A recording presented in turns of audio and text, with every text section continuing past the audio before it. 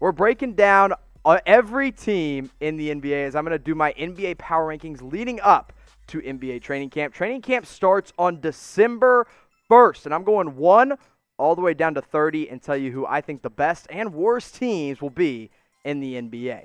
But before we get into that, I want to make sure that you have subscribed to Chat Sports. We're at 223,000 subscribers right now.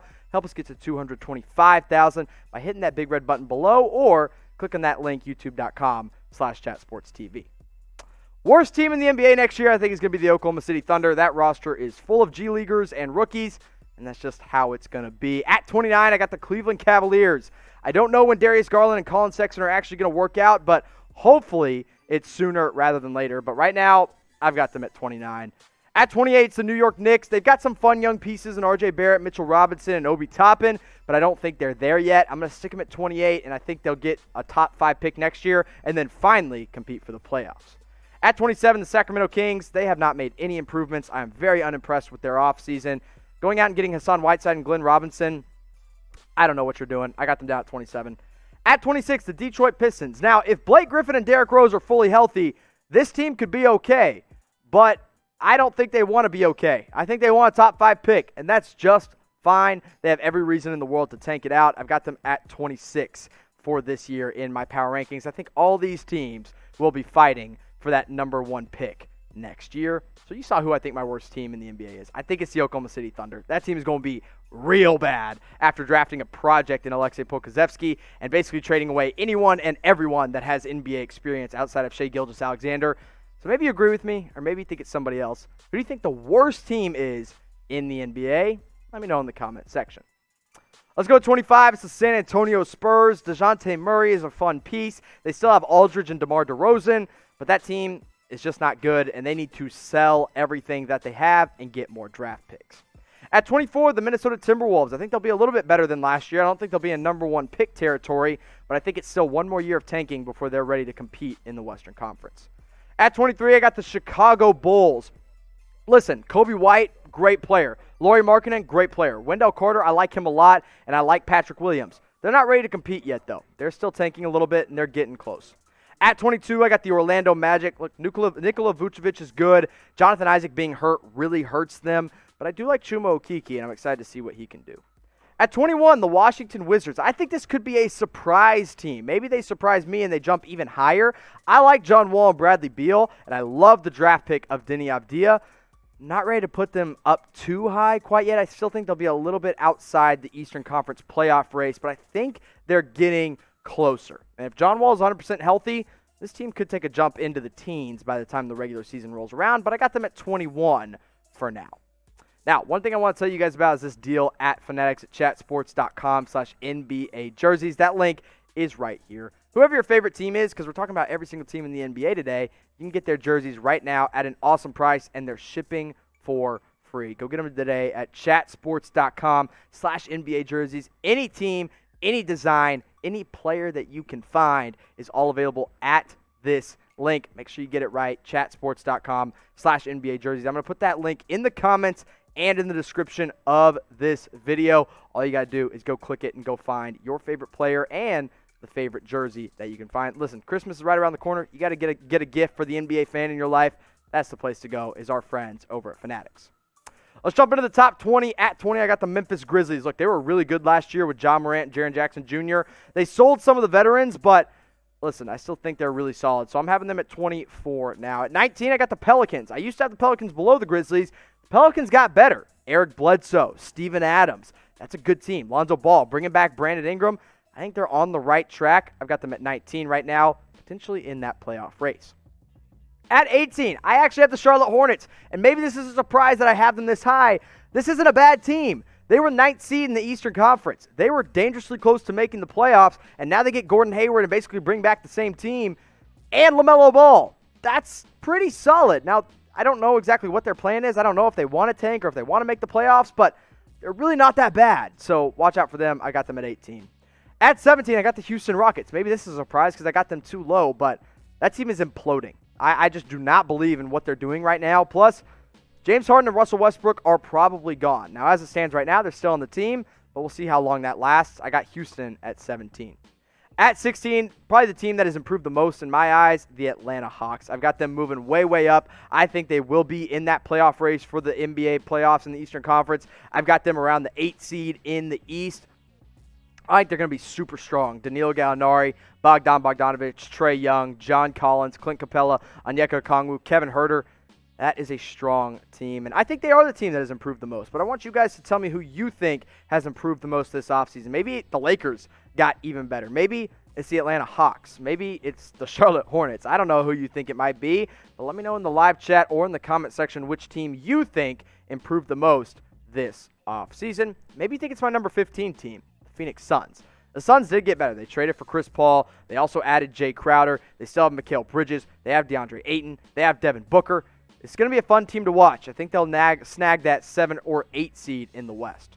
At 14, I got the Indiana Pacers. If they're fully healthy with Victor Oladipo and Malcolm Brogdon, TJ Warren, Domantas Sabonis, maybe Miles Turner coming there or playing in there as well, that's a strong team. I still have them at 14. They're going to be right on the brink of contention, but they don't really have that superstar to get all the way there. At 13, I got the Golden State Warriors. They would have been easily in my top 5 if Klay Thompson was healthy, but that is a huge blow for that team, and it's really going to hurt them in the playoffs and really going to hurt them in the regular season. I got them in the playoffs, but not by a long shot. I think they'll get into that 6 to 7 range.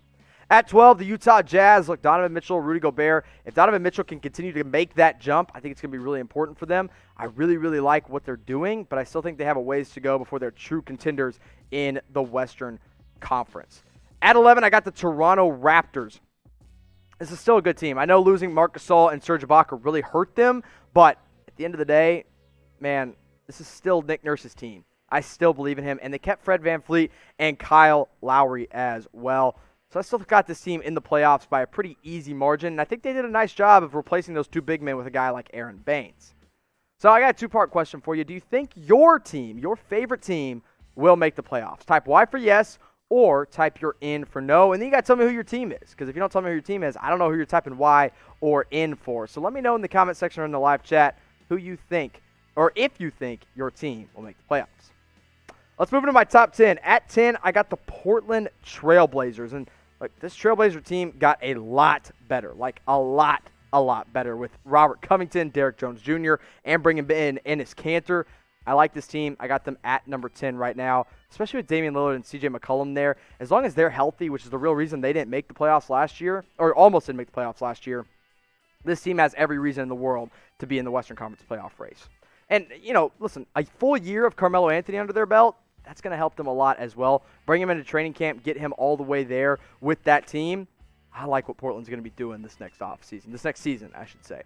At 9, I got the Philadelphia 76ers. They're kind of pretenders in my eyes. Like, I don't think they're going to be championship contenders when it's all said and done, but I do think they're in a good position to have a strong regular season. I like Danny Green. I like the Seth Curry pickup. Obviously they get rid of Al Horford, who's kind of a negative asset on that team. And then, of course, Joel Embiid and Ben Simmons. How healthy can they be, and how good of a team can they be together? I like what Philly's doing, but at the end of the day, I don't think they're going to make it far in the playoffs.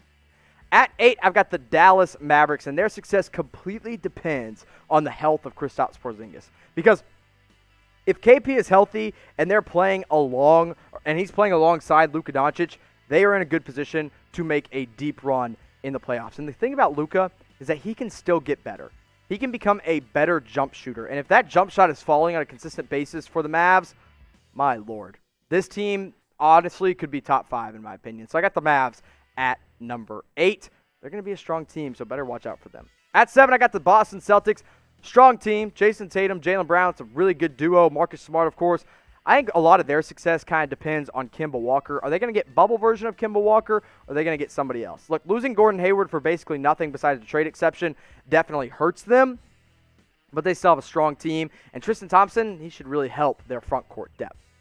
At 6, I got the Denver Nuggets with Nikola Jokic and Jamal Murray. Again, another team who it's like, what version of the point guard are you going to get? Are you going to get Jamal Murray in the bubble, or are you going to get regular season Jamal Murray that was just pretty good? If you get great bubble Jamal Murray, again, this is a team that should be top 3 in the Western Conference. If you get average Jamal Murray, they'll be okay, but I think the glaring holes that came with them losing Jeremy Grant, Mason Plumlee, and Torrey Craig is really going to hurt them. So it all depends, again, on Jamal Murray. We all know what we're going to get out of Nikola Jokic. Now, I'm about to get in my top 5, but before we get there, I want you to make 2 different predictions for me. Tell me who you think will get the number 1 seed in the Eastern Conference and the number 1 seed in the Western Conference. Predict both of them right now in the comment section, or if you're watching live with us, in the live chat. Let's go to number 5. It's the Brooklyn Nets. Again, like the Dallas Mavericks, it's a team that depends on health. What version of Kevin Durant are you going to get? If you get 25% of Kevin Durant, you're probably not that good. If you get 75 to 80% of Kevin Durant, you're still going to be really, really strong. That starting 5 is going to be incredible. And the only thing that could really hurt them would be the size of the egos of Kyrie Irving and Kevin Durant. But I think they want to play together, so I think they're going to figure it out. And they should really be pretty high up in most NBA power rankings until something goes wrong, which it inevitably will at some point. At 4, I get the Miami Heat. They made the NBA playoffs, NBA Finals, I should say, this past year. There's no reason they shouldn't be near the top of the Eastern Conference again after, I think, getting better by getting Avery Bradley, bringing in Mo Harkless, and Precious Achiuwa. Also, they re-signed Goran Dragic and Myers Leonard. I think they could benefit from a bigger trade that could come, but we'll just have to see if they're willing to give up the pieces to do it. At 3, I got the Los Angeles Clippers with Kawhi Leonard and Paul George. Honestly, probably the second or third strongest duo in the NBA behind LeBron James and Anthony Davis. I like the Ibaka fit. I think he fits better than Montrezl Harrell even does, and I also think Luke Kennard will be a good addition for them. So I got the Los Angeles Clippers coming in at number 2. They have a good chance to make the playoffs, and if they don't get to the finals, they could be in trouble, so they'll be playing with a sense of urgency. At 2, the Milwaukee Bucks with Giannis Antetokounmpo, Chris Middleton. They got Drew Holiday. They also added DJ Augustine. They also added Torrey Craig, Bryn Forbes, Bobby Portis. This is a deeper team than they were last year. And yeah, the Bogdanovich trade definitely hurt, but you still got Drew Holiday. This team got a lot better, and I think they have every reason in the world to be in the NBA Finals next year. And if they're not there, Giannis is gone. So again, this is another team that's going to be playing with a real sense of urgency. Now, in all honesty, this team, the Los Angeles Lakers, should be in a league of their own. They are on a whole different level than everybody else in the NBA. They have 2 true superstars. They have 2 Six-Man of the Year candidates in Dennis Schroeder and Montrezl Harrell. They have a seasoned veteran in Marc Gasol. They have a true scoring guard in Kentavious Caldwell-Pope. They have good defense off the bench. This team is ridiculous. They won a championship, and then they got even better. So I had them as my number 1 seed in the NBA, in the Western Conference, and all around the best team in the league next year. I think they're going to win the NBA Finals. So you saw all 30 of my picks. I went from the worst, the Oklahoma City Thunder, all the way to the best in the Los Angeles Lakers. So go ahead and grade my power rankings. If you think I'm being a hater, that's just fine. Go ahead and give me an F. If you think they were pretty perfect, give me an A. If it was somewhere in between, give me an A, a B, a C, or a D in the live chat or in the comment section of this video. Grade my power rankings right now.